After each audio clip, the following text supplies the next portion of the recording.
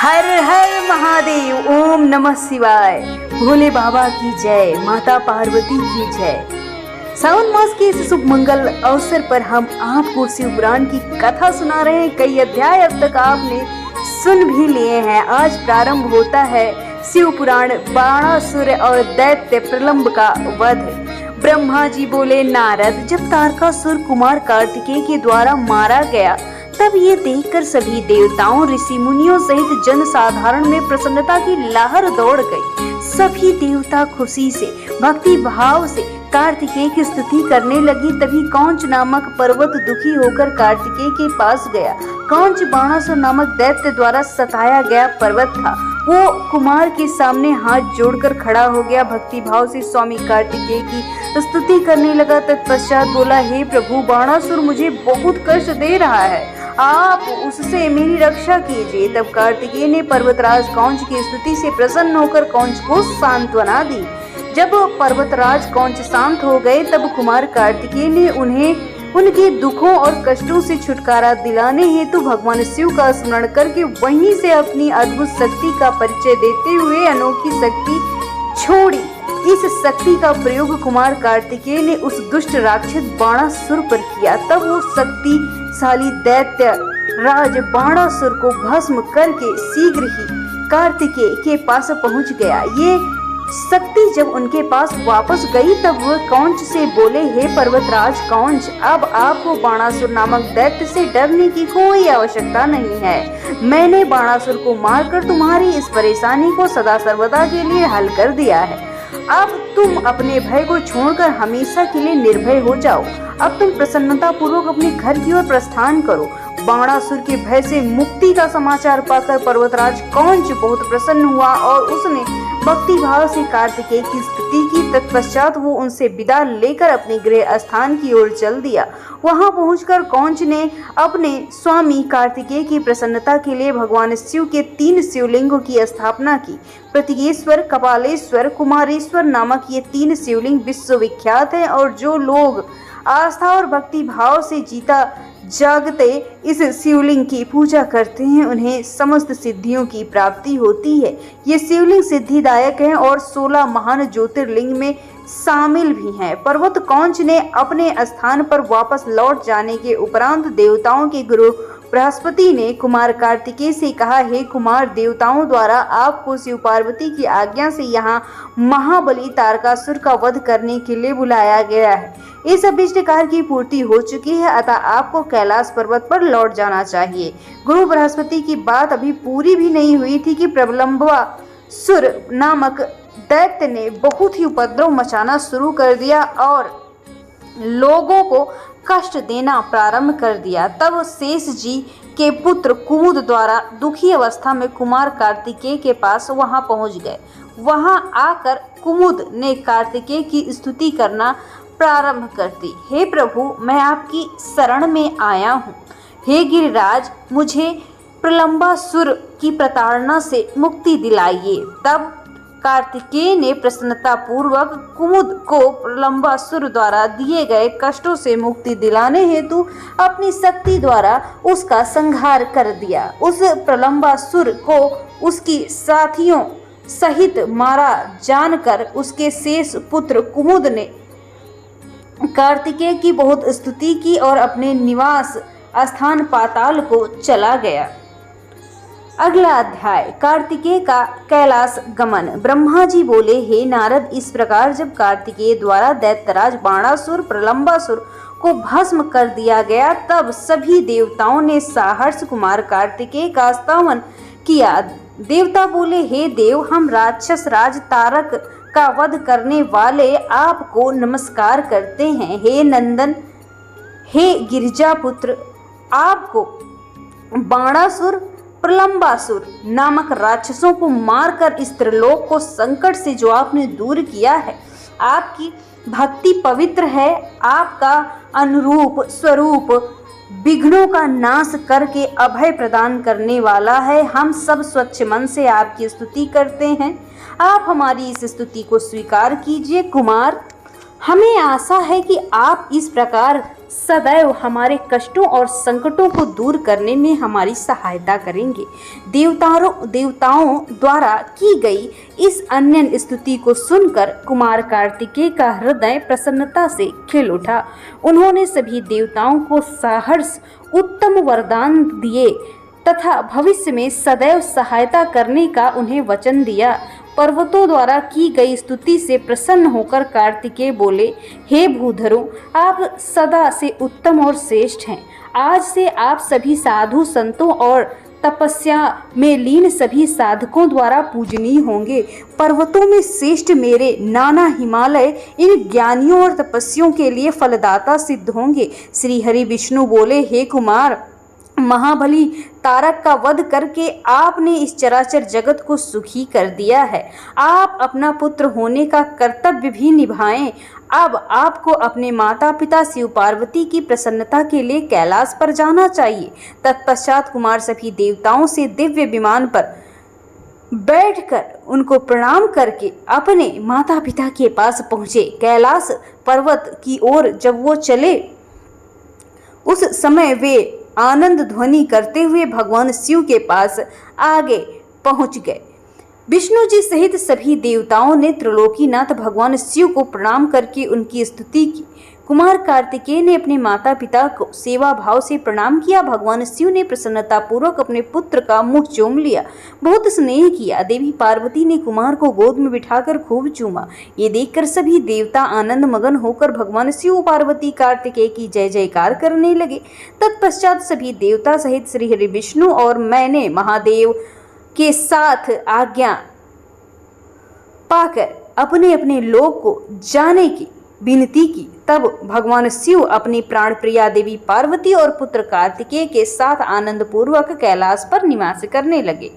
पार्वती द्वारा गणेश की उत्पत्ति। सूत जी कहते हैं, कुमार कार्तिकेय के उत्तम चरित्र को सुनकर नारद जी बहुत प्रसन्न हुए और प्रसन्नता पूर्वक ब्रह्मा जी से बोले, हे विधाता, आप ज्ञान के अथाह सागर हैं तथा करुणा निधान भगवान शिव के विषय में सब कुछ जानते हैं। आपने शिवपुत्र स्वामी कार्तिकेय के अमृत चरित्र को सुनाकर बड़ी कृपा की है। भगवान, अब विघ्न विनाशक श्री गणेश जी के बारे में मुझे जानना है। उनके दिव्य चरित्र, उनकी उत्पत्ति के विषय में सब कुछ सविस्तार मुझे बताने की कृपा करें, मुझे कृतार्थ कीजिए। मुनि श्रेष्ठ नारद के ये उत्तम वचन सुनकर ब्रह्मा जी हर्षपूर्वक बोले, नारद, तुम गणेश उत्पत्ति की कथा सुनना चाहते हो, अतएव तुम्हारी प्रसन्नता के लिए मैं तुम्हें उनके जन्म के विषय में बताता हूँ। एक बार की बात है, देवी पार्वती की दो सखियां जया और विजया जो सदा उनके पास रहती थी, उनके पास आई और बोली, हे सखी, ये कैलाश पर्वत भगवान शिव के असंख्य गणों से भरा है। ये सदा भगवान शिव की आज्ञा और प्रसन्नता का पालन करते हैं। वे सदैव भगवान शिव की आज्ञा को ही सर्वोपरि मानते हैं। इसलिए आज आपको भी अपने लिए किसी एक विषय में विशेष ऐसे गण की रचना करनी चाहिए जिसके लिए आपकी आज्ञा सर्वोच्च हो और वो किसी की आज्ञा को सामान्य ही समझे। अपनी सखियों की बात यद्यपि आज्ञा सर्वोच्च मानकर पार्वती को ये बात बहुत अच्छी लगी, परंतु अगले ही पल वे बोली, भला मुझमें और मेरे पति में क्या भेद है? हम दोनों एक ही हैं और सभी शिवगण मुझ में और सदा शिव में कोई अंतर नहीं रखते। वे हम दोनों की आज्ञा का सदा पालन करते हैं। पार्वती जी की ये वचन सुनकर उनकी सखियां आगे कुछ नहीं बोली और वहां से चली गई। एक दिन की बात थी, देवी पार्वती अपनी कक्षा में स्नान कर रही थी। वे नदी के पास में ही स्नान कर रही थी। वहीं पर नंदी को द्वारपाल बनाकर उन्होंने द्वार पर बैठा दिया। तभी कक्ष में भगवान शिव का प्रवेश हो गया, क्योंकि नंदी अपने आराध्य शिव को अंदर आने से रोक नहीं पाए। देवी पार्वती को उस समय बड़ी लज्जा महसूस हुई। इस घटना के उपरांत पार्वती को अपने सखियों द्वारा सुझाए गए मार्ग का स्मरण हुआ। तब उन्होंने सोचा कि मेरा भी कोई ऐसा सेवक होना चाहिए जो कार्यकुशल हो और मेरी आज्ञा का सदैव पालन करे, अपने कर्तव्य से कभी विचलित न हो। ऐसा विचार करके उन्होंने अपने शरीर की मैल से शुभ लक्षणों से युक्त उत्तम बालक की रचना की। वो बालक शोभा संपन्न, महाबली, पराक्रमी और सुंदर था। पार्वती जी ने उसे सुंदर वस्त्र और आभूषण से विभूषित करके अनेक आशीर्वाद दिया। पार्वती ने कहा कि तुम मेरे पुत्र हो, तुम्हारा नाम गणेश है। पार्वती के ये वचन सुनकर तेजस्वी बालक गणेश बोला, हे माता, हे जननी, आपने मुझे इस जगत में उत्पन्न किया है। आज से मैं आपका पुत्र हूँ। मैं आपको बारंबार प्रणाम करता हूँ। मेरे लिए ये कार्य जो भी आपने सोचा है मुझे बतलाइए, मैं उसे अवश्य पूरा करूंगा। तभी देवी पार्वती बोली, हे पुत्र गणेश, आज से तुम मेरे द्वारपाल बन जाओ। मेरी हर आज्ञा मानो। मेरे महल में किसी को बिना मेरी अनुमति प्रविष्ट होने की आज्ञा मत देना। कोई कितना भी हट क्यों ना करे, उसे अंदर नहीं आने देना। ये कहकर पार्वती ने एक छड़ी गणेश के हाथों में पकड़ा दी और प्रेम पूर्वक उनका मुंह चूमकर अंदर स्नान के लिए चली गई। गणेश सजगता से हाथ में छड़ी लेकर महल के द्वार पर पहरा देने लगे। उसी समय भगवान शिव देवी पार्वती से मिलने की इच्छा से महल में आ गए। जब वे द्वार पर पहुंचे तो गणेश ने उनसे कहा, हे देव, इस समय मेरी माता अंदर स्नान कर रही हैं, अतः आप यहाँ से चले जाएं और बाद में आएं। ये कहकर उन्होंने भगवान शिव को अपने छड़ी के सामने अड़ा दिया।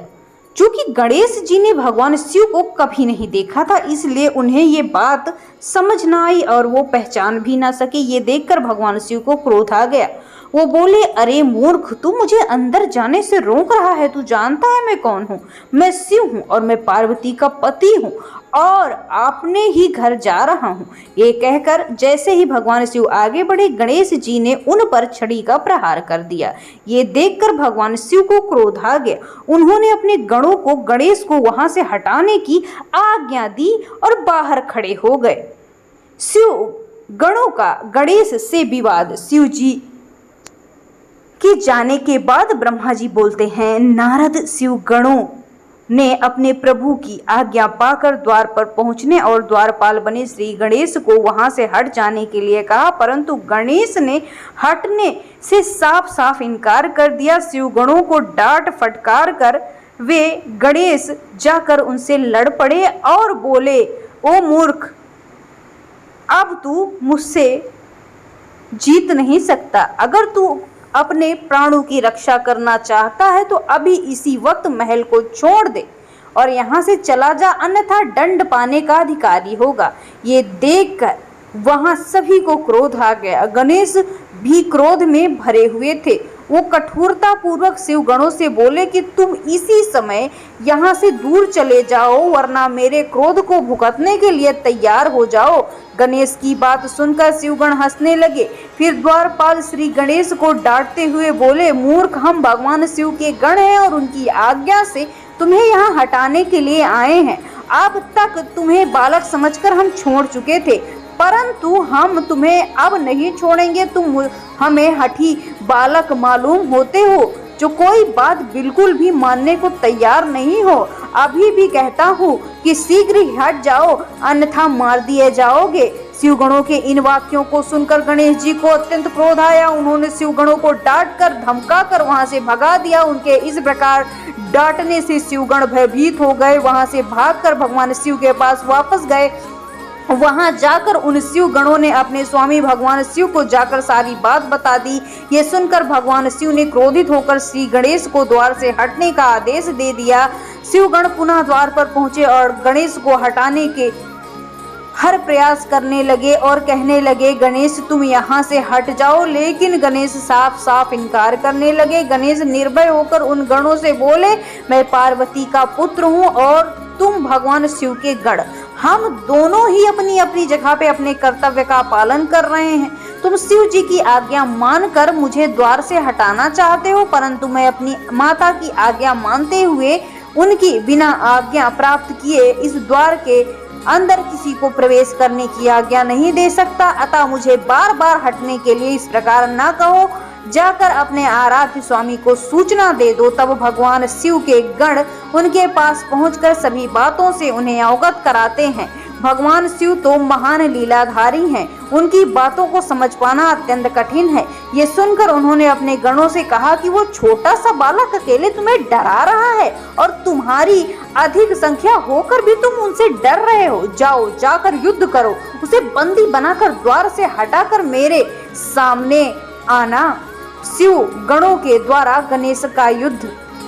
ब्रह्मा जी बोले, नारद, जब भगवान शिव ने इस प्रकार अपने गणों को आज्ञा दी, वे द्वार पर खड़े उस गण को किसी भी प्रकार हटाना चाहते थे। तब शिवगण निर्भय होकर पुनः महल के द्वारा अंदर आए। उन्होंने देखा, गणेश जी हंसने लगे और बोले, तुम फिर आ गए।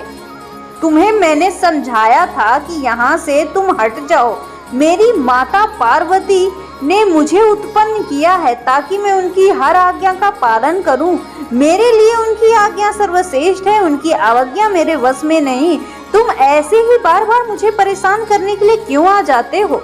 तब शिवगण बोले, अरे मूर्ख, अब की बार हम तुम्हें विनम्रता से कहने आए हैं, क्योंकि लातों के भूत बातों से नहीं मानते। अब हम तुम्हारी दृष्टता के लिए तुम्हें दंड देंगे। ये कहकर सभी शिवगण, जो कि विभिन्न प्रकार के आयुधों से विभूषित थे, गणेश पर टूट पड़े। गणेश और शिवगणों में बहुत भयंकर युद्ध होने लगा, परंतु गणेश के साहस और पराक्रम को देखकर सभी शिवगणों के होश उड़ गए। शिव जी का कोई भी गण गणेश को परास्त नहीं कर सका। गणेश ने अकेले ही उनके शिवगणों को मार डाला, घायल कर दिया और वहां से भागने के लिए विवश कर दिया। तत्पश्चात पुनः महल के द्वार पर डटकर खड़े हुए गण उनसे लड़ने की कोशिश बार बार करने लगे। शिवगण घायल भी हो चुके थे और इसी अवस्था में वो शिव जी के पास पहुंचे और सारी बातों को कह सुनाया। हे नारद, तभी मैं और श्री हरि भगवान शिव के दर्शन के लिए कैलाश पहुंचे। वहां हमने भगवान शिव को इस प्रकार चिंतित देखा और उनसे परेशानी का कारण पूछा। तब शिव जी ने कहा, हे विधाता, हे विष्णु, मेरे महल के द्वार पर एक बालक हाथ में छड़ी लेकर खड़ा है और वो मुझे महल के भीतर नहीं जाने दे रहा है, अतः मैं यहाँ खड़ा हूँ। उसने मेरे गणों को मार मार कर भगा दिया है। ब्रह्मा जी, आप जाकर उस बालक को समझाएं। तब मैं भगवान शिव की आज्ञा से गणेश को समझाने के लिए गया। मुझे वहां आया देख गणेश जी को बड़ा क्रोध आया। वो मुझे मारने के लिए दौड़े। उन्होंने मेरी दाढ़ी मुझे नोच डाली और मेरे साथ गए गणों को प्रताड़ित किया। ये देखकर वहां से सभी लोग लौट आए। भगवान शिव को मैंने सारी घटना सुना दी। ये सुनकर उनको बड़ा क्रोध आया। तब शिव जी ने इंद्र सहित सभी देवताओं, भूत प्रेतों को गणेश जी के द्वार से हट जाने की संदेशे को भेजा और ये सब विफल ही होता जा रहा था। गणेश ने सबको मार पीट कर वहां से भगा दिया। उस छोटे से बालक ने देवताओं की विशाल सेना के छक्के छुड़ाकर रख दिए। जब इस बात की सूचना महादेव को मिली तो वो क्रोधित हुए और स्वयं गणेश को दंडित करने के लिए पहुंचे। गणेश जी का सिरोच्छेदन। ब्रह्मा जी बोले, हे मुनि श्रेष्ठ नारद, इस प्रकार जब सभी शिवगण, देवता और भूत प्रेत उस बालक द्वारा परास्त हो गए तो स्वयं भगवान शिव उस बालक को दंड देने के लिए चल दिए। वहां गणेश ने अपनी माता के चरणों का स्मरण करके भगवान शिव से युद्ध करना आरंभ कर दिया। एक छोटे से बालक ने इस प्रकार निर्भयता पूर्वक युद्ध करते देख भगवान शिव आश्चर्यचकित रह गए। इतना वीर पराक्रमी साहसी बालक देखकर शिव जी को एक पल आश्चर्य भी लगा और अच्छा भी लगा, परंतु तभी अगले पल उन्होंने उस बालक के धृष्टता का स्मरण किया। उस बालक को उनके प्रिय भक्तों और गणों सहित देवराज इंद्र व मुझे प्रताड़ित करने की वजह से भगवान शिव क्रोध के वशीभूत हो गए, गणेश से युद्ध करने लगे। उन्होंने अपने हाथ में धनुष उठा लिया। भगवान शिव को इस प्रकार अपने निकट आते देख गणेश ने अपनी माता पार्वती का स्मरण करके भगवान शिव पर अपनी शक्ति से प्रहार कर दिया। गणेश के प्रहार से शिव जी के हाथ का धनुष टूटकर गिर गया। तब उन्होंने पिनाक उठा लिया, परंतु गणेश ने उसे भी गिरा दिया। ये देखकर शिव जी को क्रोध आया। सातवें आसमान पर क्रोध पहुंच चुका था। उन्होंने त्रिशूल उठा लिया। अब तो गणेश और त्रिलोकीनाथ भगवान शिव के बीच अत्यंत भयंकर युद्ध छिड़ गया। भगवान शिव तो सर्वेश्वर हैं, सब देवताओं में श्रेष्ठ हैं, लीलाधारी हैं। उनकी माया को समझ पाना हर किसी के बस की बात नहीं है। जो उनसे युद्ध करता है वो अपनी मृत्यु को बुलावा देता है, और यही गणेश के साथ हुआ, जो कि वो समझ नहीं पा रहे थे। अपनी माता का आशीर्वाद पाकर गणेश ने अपने को अजेय जानकर पराक्रम के साथ युद्ध किया। दोनों में भीषण युद्ध हुआ। सभी देवताओं और शिव गणों के साथ मैं भी उनका युद्ध में विस्मित होकर उसे देख रहा था। जब गणेश की किसी तरह से अपने हट से पीछे छोड़ने की तैयारी न हुई तो भगवान शिव ने क्रोधित होकर सारी सीमाएं तोड़कर उनके सिर को अपने त्रिशूल से काट डाला। पार्वती का क्रोध एवं गणेश को जीवन दान। नारद जी बोले, हे ब्रह्मा जी, जब भगवान शिव ने क्रोधित होकर देवी पार्वती के प्रिय पुत्र गणेश का सर काट डाला तब क्या हुआ? जब देवी पार्वती को गणेश की मृत्यु की सूचना मिली तो उन्होंने क्या किया? भगवान मुझ पर कृपा करके आगे के वृत्तांत के बारे में बतलाइए। नारद जी के इस प्रकार के प्रश्न करने पर ब्रह्मा जी मुस्कुराए और बोले, नारद, जैसे ही भगवान शिव ने क्रोधवश में उस बालक का सिर काट डाला, उसे मौत के घाट उतार दिया, वैसे ही वहां खड़े सभी शिवगणों की प्रसन्नता देखे ही बनती थी। सभी ने खुश होकर गाजे बाजे से उनका स्वागत किया, उत्सव मनाए जाने लगे, सब मस्त होकर नाचने लगे। भगवान शिव की चारों ओर जय जयकार होने लगी। दूसरी ओर पार्वती जब स्नान करके बाहर आई, सखी को बाहर भेजा वो गणेश को अंदर बुला ले, और जब वो बाहर गई वहां देखा तो सब देखकर भयभीत हो गई। गणेश का सिर कटा हुआ पड़ा, धड़ अलग पड़ा। देवता और शिव गण प्रसन्नता से नृत्य कर रहे थे। ये दृश्य देखकर पार्वती की वो सखी भागती भागती भीतर गई और जाके पार्वती को इन सारी बातों से अवगत कराया। अपने पुत्र गणेश की मृत्यु का समाचार पाते ही देवी पार्वती क्रोधित हो गई। उन्होंने रोना आरंभ कर दिया। रोते बिलखते कहने लगी, हाय, मैं क्या करूं, कहां जाऊं? मैं तो अपने पुत्र की रक्षा भी ना कर पाई। सभी देवताओं और शिव गणों ने मिलकर मेरे पुत्र को मौत के घाट उतार दिया। अब मैं अपने पुत्र का संहार करने वाले का विनाश करके रहूंगी, मैं प्रलय मचा दूंगी। ये कहकर उन्होंने 100,000 शक्तियों की रचना की और देखते ही देखते मां जगदम्बा की विशाल सेना इकट्ठा हो गई। वे शक्तियां प्रकट होते ही हाथ जोड़कर पार्वती को प्रणाम करते हुए बोली, हे माता, हे देवी, हम आपको किस प्रकार और किस कारण से मुक्ति दिला सकते हैं? आपने किस प्रकार हमें याद किया है? तब क्रोध में तमतमाती हुई देवी पार्वती बोली, तुम जाकर मेरे पुत्र का वध करने वाले का नाश कर दो, तुम देव सेना में प्रलय मचा दो। आज्ञा पाते ही देवी पार्वती की वो शक्तिशाली सेना वहां से चल दी। बाहर जाकर उन्होंने देवताओं और शिव गणों पर आक्रमण कर दिया। वे क्रोधित देवियां किन्हीं देवताओं को पकड़ पकड़ कर अपने मुंह में डालती जाती, किसी पर अस्त्र शस्त्र का प्रहार करती। इस प्रकार उन्होंने बहुत आतंक मचाया।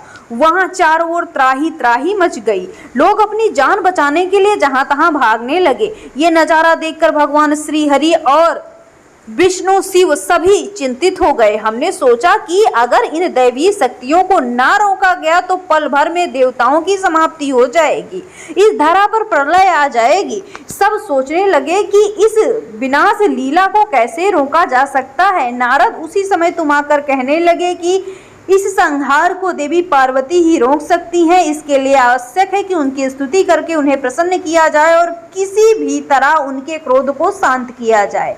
सभी देवताओं को तुम्हारा ये विचार बहुत पसंद आया, परंतु देवी पार्वती गुस्से से घबरा चुकी थी। उनके सामने जाने का साहस किसी में नहीं था।